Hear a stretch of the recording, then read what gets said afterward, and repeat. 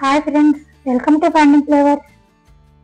మనం చాలా క్రిస్పీగా సూపర్ క్రిస్పీ దోశలు తయారు చేసుకుందాం. అది ఏ విధంగానో నేను ఇప్పుడు చూపిస్తున్నాను. దానికోసం ముందుగా ఒక గ్లాస్ తీసుకొని ఆ గ్లాస్తో కొలత పెట్టుకుంటే కరెక్ట్గా ఉంటుంది. 2 గ్లాసుల రైస్ పోసుకుంటున్నాను. తర్వాత మరొక గిన్నెలోకి 1/2 గ్లాసు గుండు మినపప్పు తీసుకున్నాను. ఇది మరొక బౌల్లో వేస్తున్నాను. ఇప్పుడు ఒక చెంచాడు మెంతులు తీసుకొని ఈ పప్పులో వేస్తున్నాను. ఇవి సగ్గు బియ్యం, సాబ్దానా అంటారు కదా, సగ్గు బియ్యం. ఇవి 1/2 గ్లాస్ తీసుకున్నాను. ఇవి కూడా ఈ పప్పులో వేస్తున్నాను. ఈ రైస్ని, ఈ పప్పుని 2-3 సార్లు కడిగి నీళ్ళు పోసి నానబెట్టుకోవాలి. తర్వాత ఒక గిన్నెలోకి 1/2 గ్లాసు అటుకుల్ని తీసుకున్నా. ఈ అటుకుల్ని మనం గ్రైండ్ చేస్తున్న టైంలో ఒక 1/2 గంట ముందుగా నానబెట్టుకోవాలి.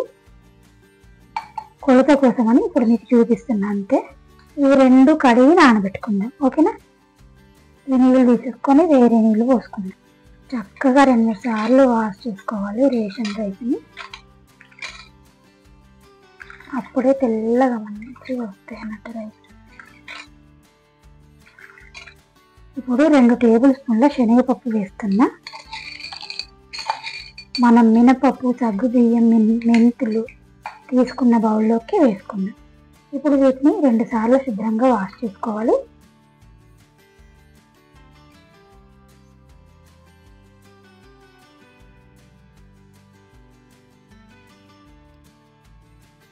ఈ రైస్లో, ఈ పప్పులో నీళ్ళు పోసుకొని 4 గంటల పాటు నానబెట్టుకో.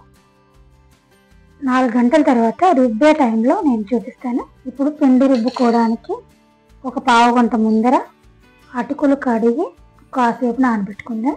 అటుకులు ఒకసారి వాష్ చేసుకొని ఈ నీళ్ళు తీసేసి కొంచెం నీళ్ళు పోసి నానబెట్టుకో. అటుకులు మునిగేదాకా నీళ్ళు పోసుకొని ఉంచుకుందాం. ఒక 5 నిమిషాలు నానితే సరిపోతుంది.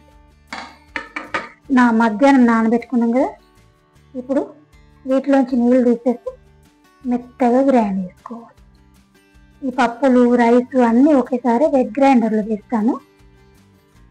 అటుకులు కూడా నానినాయి. వీటిలోంచి నీళ్ళన్నీ తీసేసి వెట్ గ్రైండర్లో వేస్తాను. ఇప్పుడు ఈ పప్పులని గ్రైండర్లో వేస్తున్నా.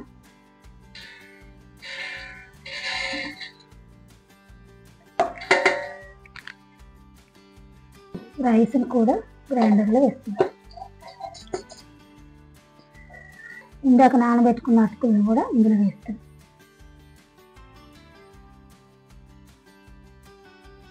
ఇందులో పిండి రుబ్బడానికి కావాల్సిన నీళ్ళు పోసుకోవాలి. ఇప్పుడు కొన్ని పోసిన ఆన్ చేసి మళ్ళీ అవసరమైతే కొన్ని పోస్తాం.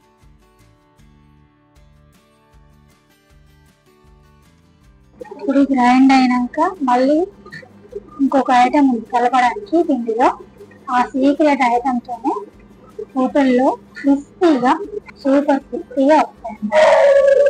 ఇప్పుడు చూద్దాం పిండి నలుగుందా అని. చూడండి, ఈ విధంగా నలగాలి. కొంచెం రవ్వగా ఉండాలి, అప్పుడే దోశలు క్రిస్పీగా వస్తాయి. పిండిని ఇందులోకి పోసుకుంటున్నా గిన్నెలోకి. ఇప్పుడు ఏంటంటే, ఇప్పుడు పొడి బియ్యం పిండి ఈ గ్లాస్తో తీసుకోవాలి. మనం బియ్యము, మినపప్పు ఏ గ్లాస్తో అయితే తీసుకున్నామో అదే గ్లాస్తో 1 గ్లాసు పొడి బియ్యం పిండి తీసుకొని ఇందులో కలపాలి. ఇదే సీక్రెట్. హోటల్లో వాళ్ళు క్రిస్పీగా, అంత క్రిస్పీగా వచ్చేదానికి ఇదే సీక్రెట్ అన్నమాట. ఈ పిండిని ఇందులోకి మంచిగా కలుపుకొని రాత్రంతా ఇలా వదిలేయాలి. ఒక 7-8 గంటలైనా ఈ పిండి పులియబెడితే మంచిగా ఫర్మెంటేషన్ అవుతుంది.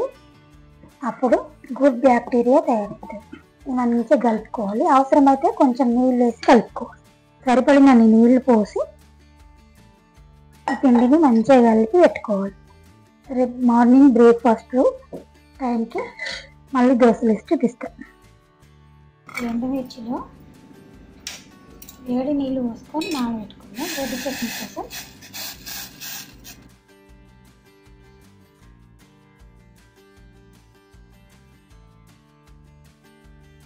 ఆయిల్ వేడెక్కినాక ఆవాలు వేస్తున్నా. ఆవాలు చిటపటలాడాక జీలకర్ర వేస్తున్నా. తర్వాత 5-6 పచ్చిమిర్చిని సన్నగా కట్ చేసుకున్నా వేస్తున్నా. పచ్చిమిర్చి వేయాక 2 ఉల్లిగడ్డలను ఇట్లా సన్నగా పొడవుగా కట్ చేసుకున్నా వేస్తున్నా.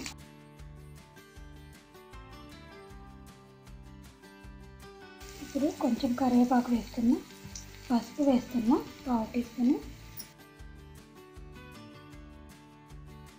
ఉడికించుకొని స్మాష్ చేసుకున్న ఆలుగడ్డల్ని వేస్తున్నా.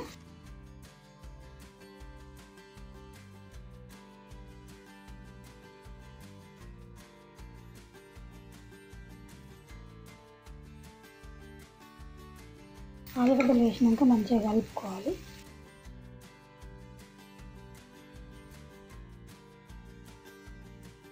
ఇప్పుడు వీటికి కావాల్సిన స్పైసెస్ వేద్దాం. సరిపడినంత సాల్ట్ వేసిన. ఇప్పుడు 1 చెంచాడు ధనియాల పొడి వేస్తున్నా.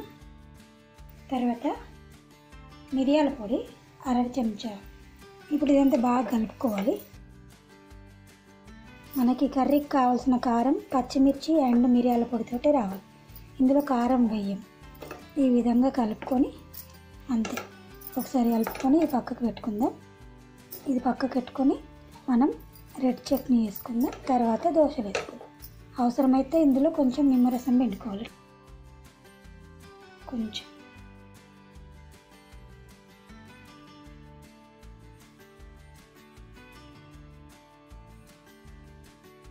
ఇప్పుడు ఎండుమిర్చి నానబెట్టుకున్నాం కదా,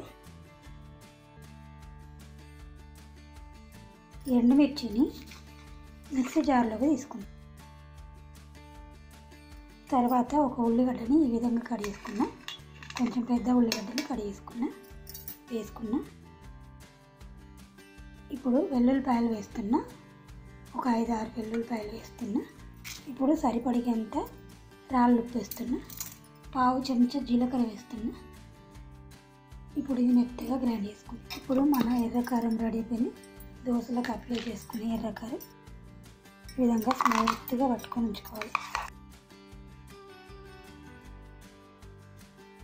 చూసారా, పిండి చక్కగా పులుసు చక్కగా పర్మెంటేషన్ అయింది. ఇప్పుడు మనం దోశలు తయారు చేస్తాం.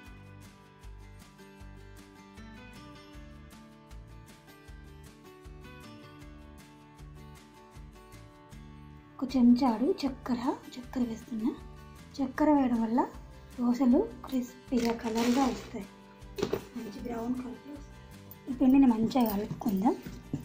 ఈ చక్కెర ఉప్పు పిండిలో కలిసిపోయేలాగా బాగా కలుపుకోవాలి.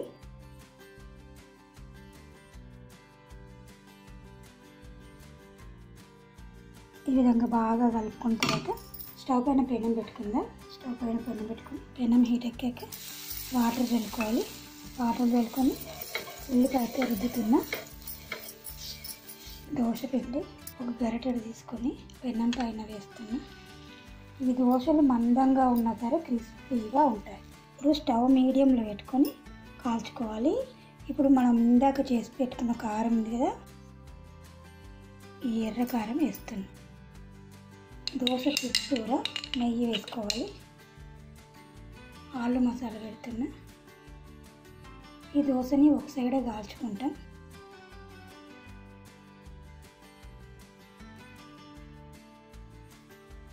ఇలా పెట్టుకున్న తర్వాత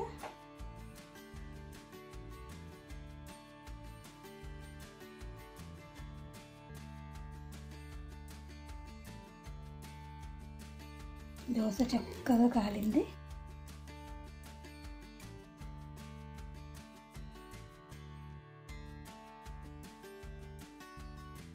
hotel style masala dosa ready.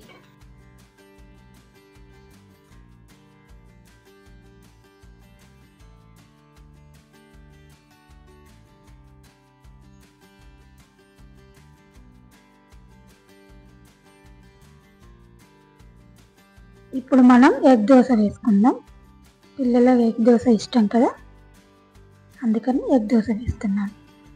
Dosa వేసి యథావిధిగా ఎర్రకారం దోశకు అప్లై చేసి 2 ఎగ్గులు కొట్టి స్ప్రెడ్ చేయాలి. తర్వాత దోశ చుట్టూరా నెయ్యి వేసుకోవాలి. మీడియం ఫ్లేమ్లో కాలిన తర్వాత తీసుకుంటే సరిపోతుంది.